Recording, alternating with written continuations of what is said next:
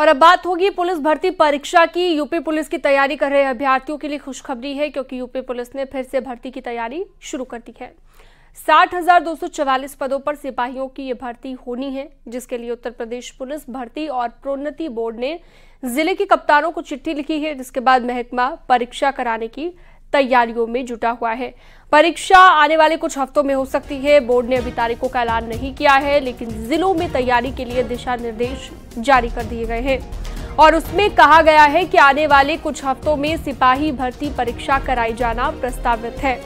इस साल फरवरी महीने में ये परीक्षा आयोजित की गई थी।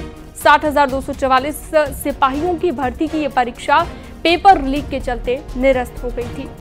लिहाजा इस बार भर्ती बोर्ड हर कदम फूंक कर रख रहा है।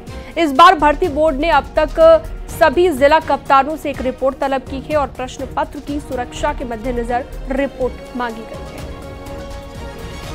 यूपी पुलिस में 60,244 सिपाहियों की भर्ती परीक्षा में पेपर लीक की फजीहत झेल चुका उत्तर प्रदेश पुलिस भर्ती एवं प्रोन्नति बोर्ड इस परीक्षा को दोबारा संपन्न कराने के लिए अब फूंक कर कदम रख रहा है। भर्ती बोर्ड के एडीजी अशोक कुमार सिंह की ओर से सभी जिला कप्तानों और पुलिस कमिश्नरों को एक पत्र लिखा गया है। इस पत्र में तमाम जानकारियां तलब की गई हैं। जिला कप्तानों से ये पूछा गया है कि उस कोषागार यानी ट्रेजरी के बारे में बताएं जहां पर इस परीक्षा के प्रश्न पत्र रखे जाएंगे। क्या वहां पर डबल लॉक सिस्टम है, और अगर कोषागार में डबल लॉक सिस्टम है तो क्या उसकी अलग अलग चाबियां अलग अलग अफसरों के पास रखी जाती हैं या नहीं। कोषागार के कॉरिडोर से लेकर हॉल तक सभी इलाका सीसीटीवी कैमरों से कवर हो रहा है या नहीं। हो रहा है तो सीसीटीवी कैमरों, उनकी हार्ड डिस्क, उनकी डीवीआर के स्पेसिफिकेशन भी मांगे गए हैं। कोषागार में कितने एंट्री एग्जिट पॉइंट हैं, कितनी खिड़कियां हैं, क्या वो सभी सुरक्षित हैं या नहीं, ये जानकारी भी तलब की गई है।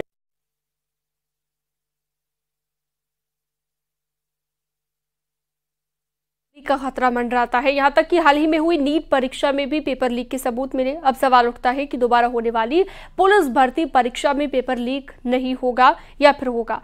ऐसे कौन से इंतजाम किए गए हैं पेपर लीक को रोकने के लिए? हर जिले में कोषागारों में सुरक्षा के कड़े इंतजाम किए जाने के लिए निर्देशित किया गया है। हर कोषागार में डबल लॉक सिस्टम के इंतजाम किए जा रहे हैं और इन लॉक की चाबियां अलग अलग ऑफिसर्स के पास होंगी। यानी कि इस बार परीक्षा सकुशल संपन्न हो, इसके फुल प्रूफ इंतजाम किए गए हैं। यानी कि पेपर लीक को रोकने की जो प्लानिंग की गई है उसकी तैयारी भी शुरू हो गई है। सरकार ने सभी जिलों के एसपी से रिपोर्ट मांगी है, जिसपे यह पूछा गया है कि ट्रेजरी में दरवाजे और कॉरिडोर में सीसीटीवी है या नहीं। सुरक्षा कर्मियों के ड्यूटी रोस्टर मांगे गए हैं। ट्रेजरी में एंट्री और एग्जिट पॉइंट की जानकारी मांगी गई है। कोषागार में खिड़कियों की जानकारी मांगी गई है। यानी कि पेपर लीक होने से बचाने के लिए हर वो जानकारी मांगी गई जो जरूरी है और ये निर्देश दे दिए गए हैं जो जरूरी है।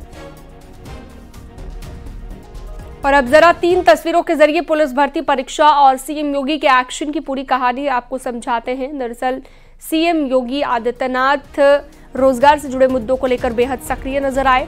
लोकसभा चुनावों के बाद से ही इस पर सरकार तेजी से काम करने में जुट गई है। इसी कड़ी में पुलिस भर्ती की तैयारी भी शुरू हो गई है और वो लेटर आपकी टीवी स्क्रीन पर आप देख रहे हैं जो तमाम जिलों के कप्तानों को भेजा गया है। आपको बता दें कि फरवरी महीने में पुलिस भर्ती की प्रक्रिया निरस्त कर दी गई थी।